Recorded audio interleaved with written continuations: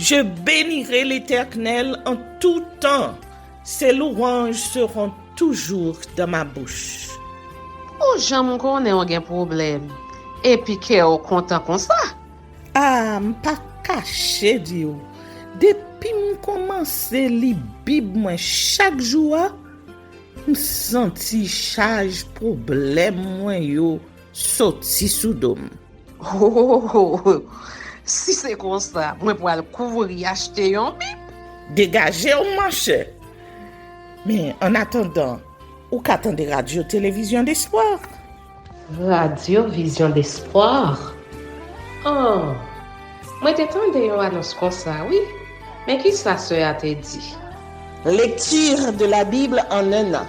Une émission qui vous accompagne à la découverte des trésors cachés de la parole de Dieu sur Radio Télévision d'Espoir.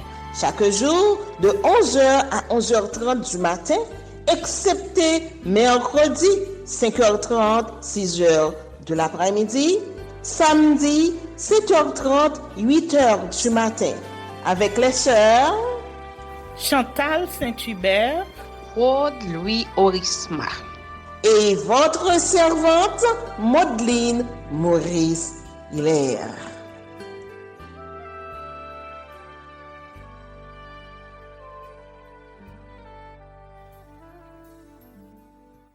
Saint-Esprit de Dieu, fais-nous la grâce de jouir de ta présence durant cette lecture qui enseigne, convainc, corrige, instruit et qui sauve.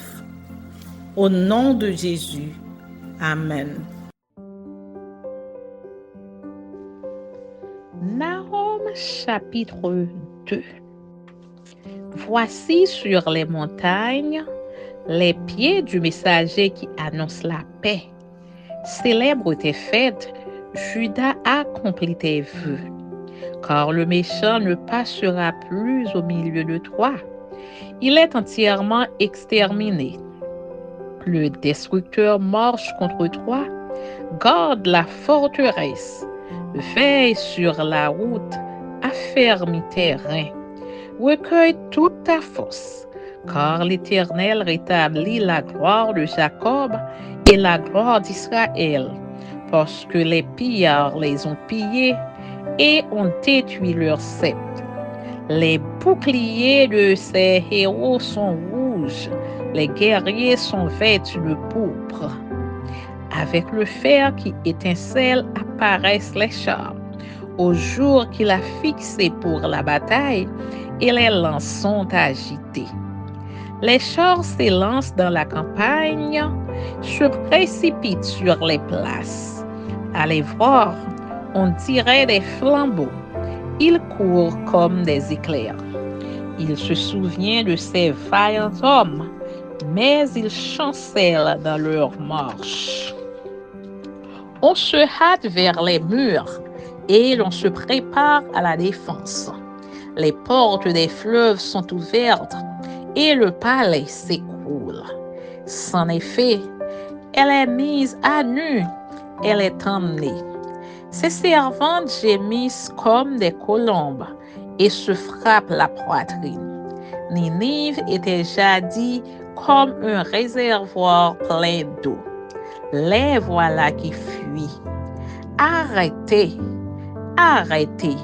Mais nul ne se retourne. Pillez l'argent, pillez l'or. Il y a des trésors sans fin, des richesses en objets précieux de toute espèce. On pille, on dévaste, on ravage, et les cœurs sont abattus. Les genoux chancellent, tous les reins souffrent, tous les visages pâlissent. Qu'est devenu ce repère de lions? Ce pâturage des lionceaux, où se retirait de loin la lionne, le petit du lion, sans qu'il y eût personne pour les troubler. Le lion déchirait pour ses petits, étranglait pour ses lionnes. Il remplissait de proie ses entrants, de dépouilles ses repères. Voici, J'en veux à toi, dit l'Éternel des armées. Je réduirai tes chars en fumée. L'épée dévorera tes lionceaux. J'arracherai du pays ta proie, et l'on n'entendra plus la voix de tes messagers. Amen.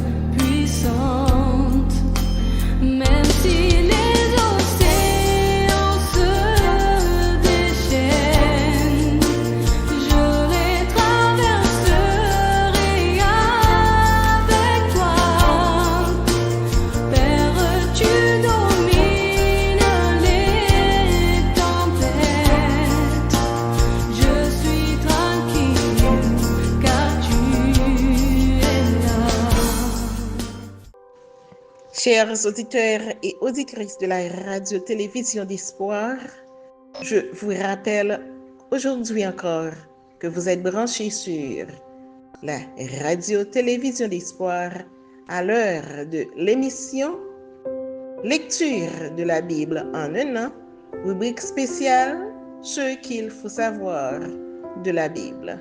Avec vous, Maudeline Maurice Hilaire, qui vous accueille avec beaucoup de chaleur au nom de ses collaboratrices Chantal Saint-Hubert et Rhodes Aurisma. Venez donc, parcourons le voyage, continuons à découvrir les trésors cachés dans la Bible, la parole de Dieu. Ainsi, chers amis, frères et sœurs, auditeurs et auditrices, nous avons ensemble déjà parcouru un très long voyage. Voyage au cours duquel nous avons découvert beaucoup de trésors, des trésors précieux trouvés dans la Bible, la parole de Dieu. Peut-être que nous n'avions pas eu la possibilité d'y payer attention, mais aujourd'hui, nous vous tenons compagnie sur la route pour découvrir et emmagasiner ces trésors qui peuvent vous être utiles dans votre vie personnelle et utiles pour la vie à venir, à savoir la vie éternelle que notre Seigneur nous promet si nous sommes sages et obéissants, si nous sommes dociles et obéissants, nous recevrons les meilleures productions du pays. Et pourquoi donc ne pas commencer à jouir de ces trésors tandis que nous sommes là à nous préparer pour le grand jour de notre Seigneur Jésus-Christ. Nous avons lié connaissance avec les introductions des premiers livres de la Bible, les 5 premiers livres qui constituent le Pentateuque, et ces livres sont écrits par Moïse. Et nous citons Genèse qui contient 50 chapitres et 1533 versets. Genèse, 50 chapitres, 1533 versets. Exode, 40 chapitres, 1213 versets. Exode, 40 chapitres, 1213 versets. Lévitique, 27 chapitres, 859 versets. Lévitique, 27 chapitres, 859 versets. Nombre, 36 chapitres, 1288 versets. Nombre, 36 chapitres, 1288 versets. Et le cinquième du Pentateuque, Deutéronome, 34 chapitres, 959 versets. Deutéronome, 34 chapitres, 959 versets. Et nous allons poursuivre aujourd'hui avec l'introduction des livres de Josué et Juges. Josué et Juges. Le nombre de chapitres dans le livre de Josué, c'est 24. Josué contient 24 chapitres et 658 versets. Josué, 24 chapitres, 658 versets. Juges, 21 chapitres, 618 versets. Juges, 21 chapitres, 618 versets.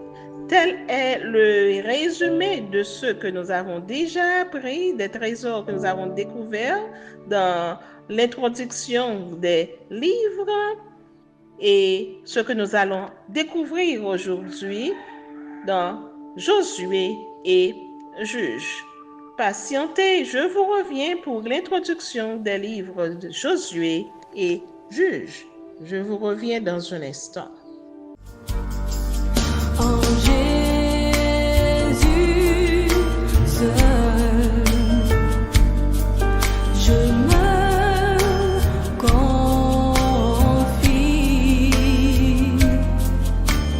Il me donne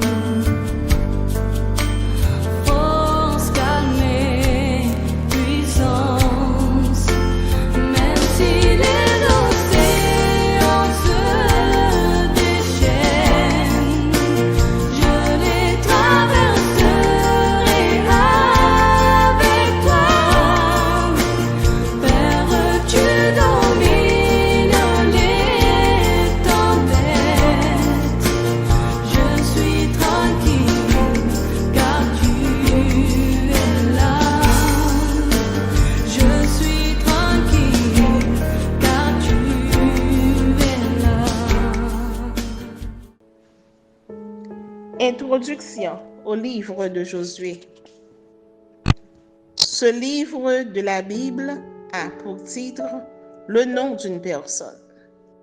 Il s'agit du successeur de Moïse. Ce dernier changea son nom Osée ou Oshéa.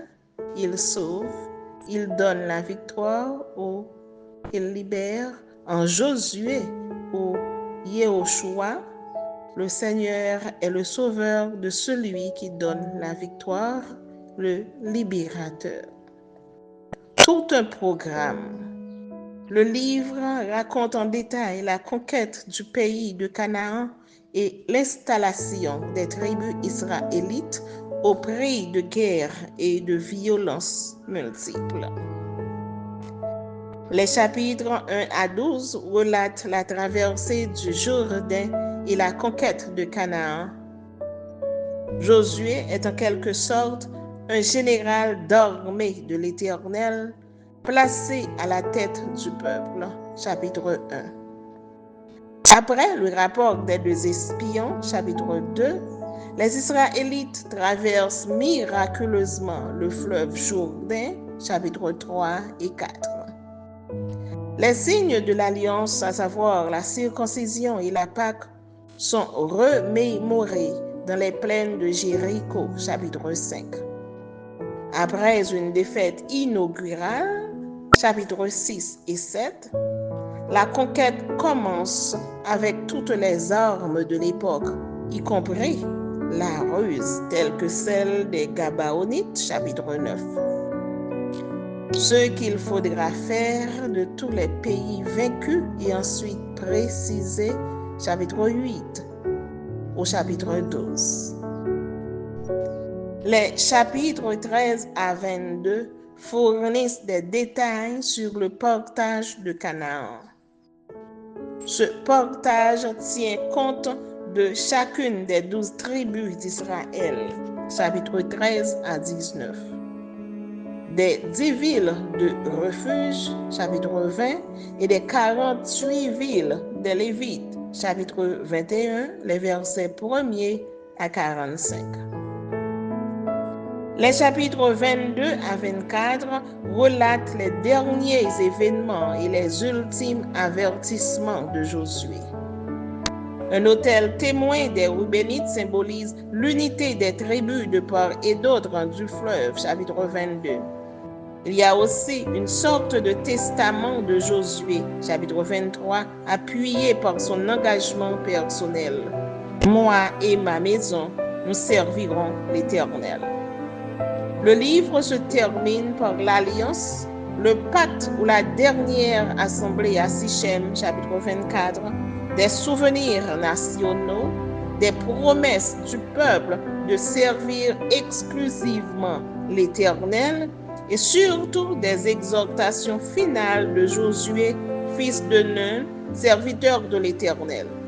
Seule l'infidélité du peuple peut le déposséder de temps à autre de ce don divin.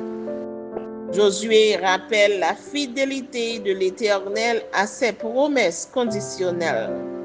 Son peuple doit y répondre par un engagement solennel et une obéissance sans faille, de peur de retomber dans de nouvelles infidélités.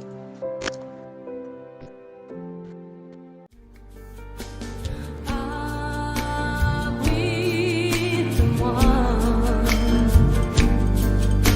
sous tes ailes, ouvre-moi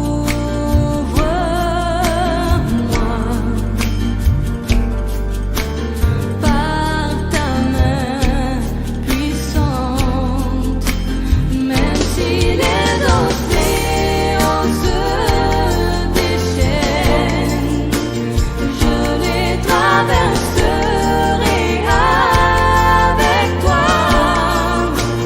Père, tu domines les tempêtes, je suis tranquille car tu es là.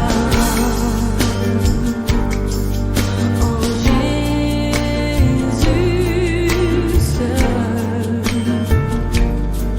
je me confie.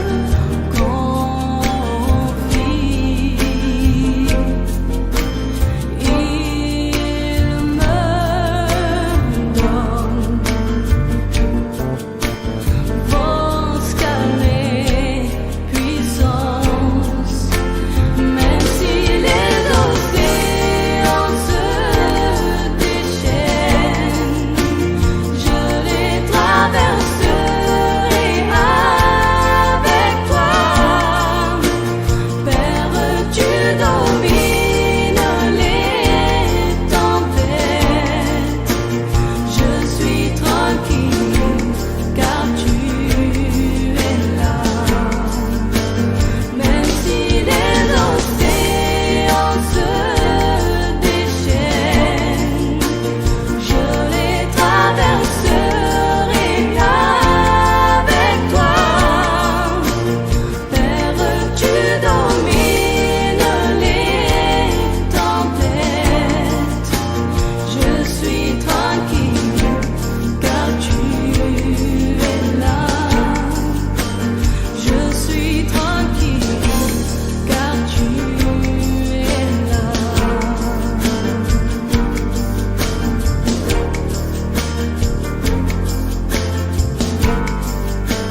Je suis tranquille car tu es là.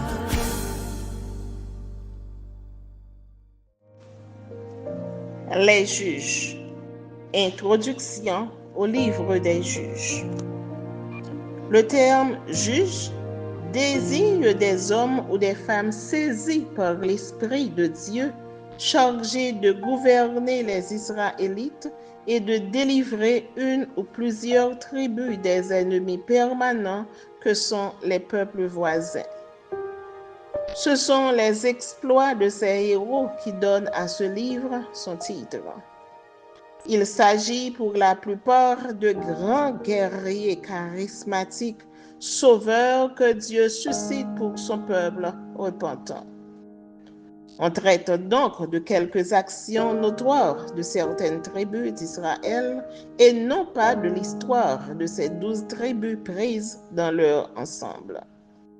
Les chapitres 1er, verset 1er à chapitre 2, verset 10 évoquent les événements qui ont marqué l'installation des Israélites en Canaan jusqu'à la mort de Josué.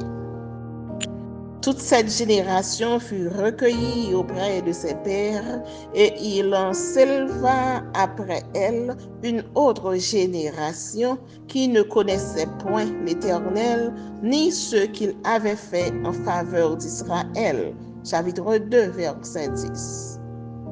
Josué est mort, certes, chapitre 1er, verset 1er, mais avant, il y a eu des conquêtes sur plusieurs fronts. Chapitre 1er, verset 1er jusqu'au chapitre 2, verset 5. Josué renvoya chacun dans son héritage et le peuple servit l'Éternel. Chapitre 2, les versets 6 à 9. L'avertissement de chapitre 2, verset 6 jusqu'au chapitre 3, verset 6 développe une théologie de l'histoire.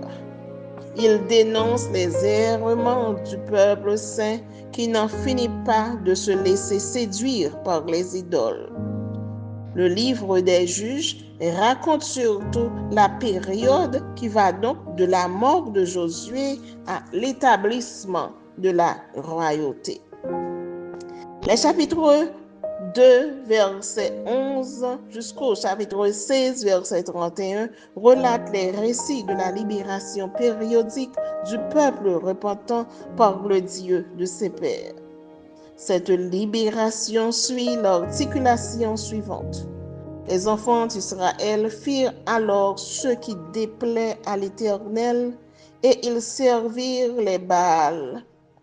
La colère de l'Éternel s'enflamma contre Israël. Il les livra entre les mains des pillards.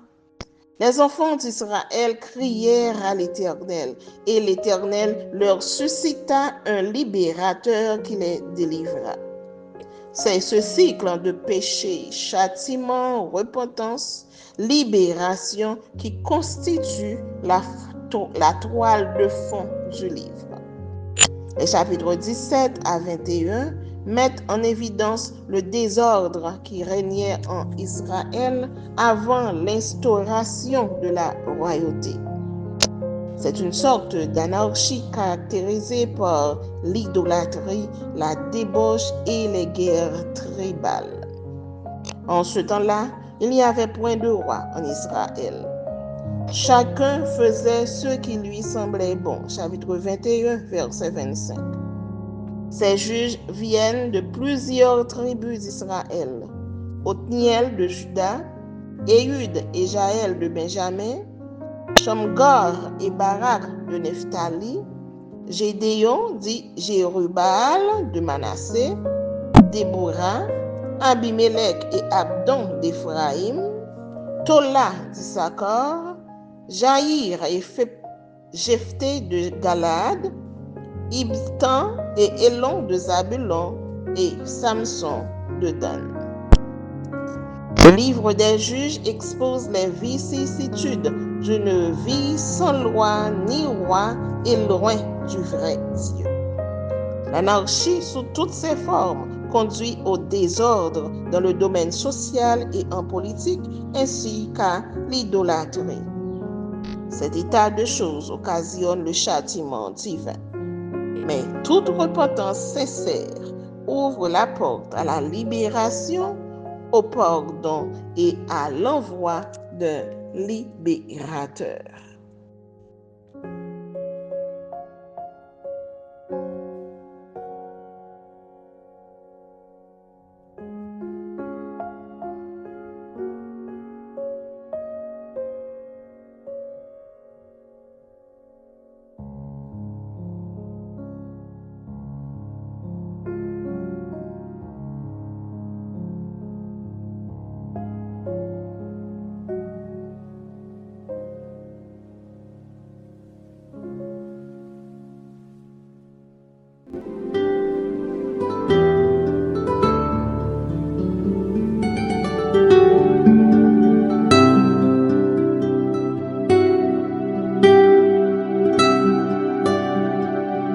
Merci Seigneur de nous donner le discernement dans la lecture de ta parole, que nous y prêtions attention afin d'appliquer notre cœur à la sagesse.